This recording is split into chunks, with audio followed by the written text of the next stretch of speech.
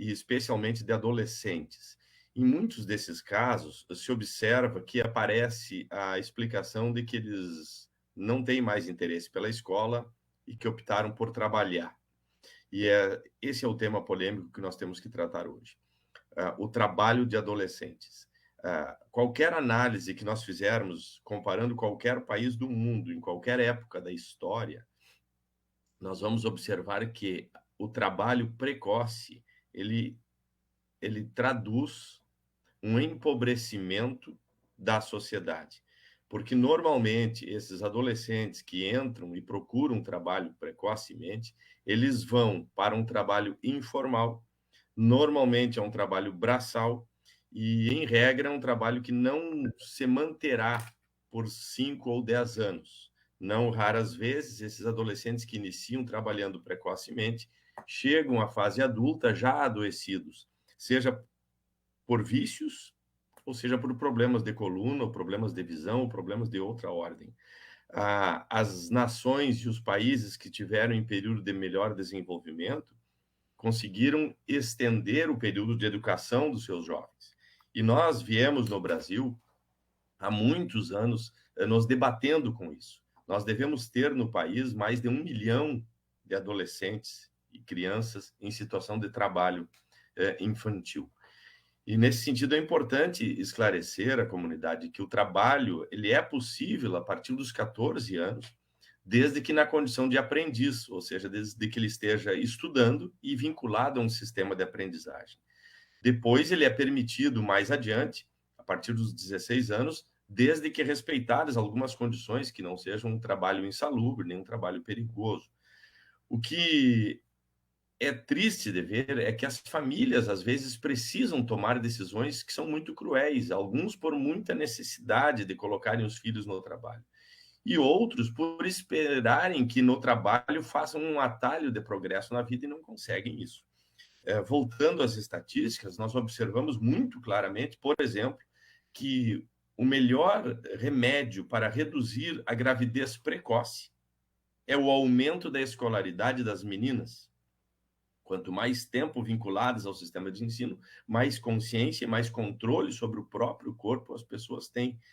E assim por diante.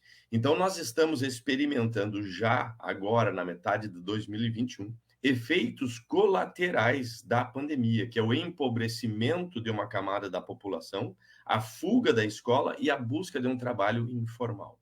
Infelizmente, eu preciso comunicar que só nos restam duas alternativas. A busca e a garimpagem de cada jovem desses, os pais desses jovens e descobrindo os empregadores que estão dando empregos aos adolescentes de modo irregular, comunicar ao Ministério do Trabalho e ao Ministério Público do Trabalho, porque isso é uma infração às normas do trabalho. Ora, se existe vaga de trabalho, que esta vaga seja disponibilizada aos adultos pais destes jovens, mas não que se ocupem esses jovens, porque são mão de obra forte, eles possuem disposição, possuem energia física, mas não possuem total maturidade para se manterem no trabalho. E esta mão de obra costuma ser mais barata. Sendo mais barata, ela é atrativa para alguns empregos. E é esta relação, esse ponto de equilíbrio que nós devemos buscar. O movimento que a lei faz, o movimento que a Constituição faz, o movimento que o país faz e o movimento que a Organização Internacional do Trabalho e a ONU fazem, e a Unicef também, é de que crianças e adolescentes estejam na escola. Esta é a prioridade. E isto garantirá futuro, equilíbrio e prosperidade à nação. Nós estamos, portanto, diante de um problema já previsto e de um grande desafio a ser tratado como país, como nação e como comunidade. Bom, esse é um tema extremamente relevante, promotor Diefenbach, que participa no quadro Direto ao Ponto. A gente precisa respeitar as fases e não queimar as etapas. É claro que os tempos mudam. No passado era mais comum os jovens, as crianças, já iniciarem o trabalho muito cedo, mas hoje já não é mais assim. O que acontece hoje é que muitas vezes, por necessidade, se começa muito cedo de um lado, enquanto de outro a gente percebe até um retardamento no ingresso do mercado de trabalho, onde a gente sabe que as pessoas estão vivendo mais, os jovens têm ficado mais na casa dos pais, têm demorado mais para sair, mas são extremos de uma realidade onde a gente sabe que lugar de criança e adolescente é na escola para ter a convivência, e por acaso a gente tem hoje a entrevista com a coordenadora regional de educação, a Cássia Benini, que vai falar justamente sobre o ensino médio e como esse ensino médio deve preparar esses jovens para o mercado de trabalho, para a vida, e tudo seguindo as devidas etapas, sem antecipação que pode prejudicar não só a questão física, mas também psicológica, não é, doutor Diefenbach? Perfeito, Nicolas. Tu fizeste uma abordagem assim que casa completamente de acordo com o que eu estava tentando dizer. Este período ele tem aumentado um fosso de distanciamento social no nosso país, onde os filhos das classes A demoram mais para entrar no mercado do trabalho, ficam mais tempo em estudos, mais tempo em preparação, e os filhos das classes C e D começam a trabalhar antes. A nossa meta tem que ser reduzir o tamanho desse distanciamento, de modo que o país seja mais equilibrado. Portanto, o trabalho infantil, especialmente o trabalho de adolescentes e crianças, especialmente nas classes mais baixas, ele é extremamente prejudicial ao desenvolvimento daquele adolescente para uma perspectiva de futuro e para uma expectativa de que ele, na sua geração, pule uma classe social. O Brasil é um dos países que tem maior demora para uma geração pular a classe social em relação aos seus pais. Ou seja, se eu sou da classe C, talvez eu leve 4 gerações para sair da C para B. Isso é um tempo absurdamente longo, demorado, e esse deve ser o esforço coletivo. Então, realmente é um ponto de equilíbrio que nós temos que procurar juntos.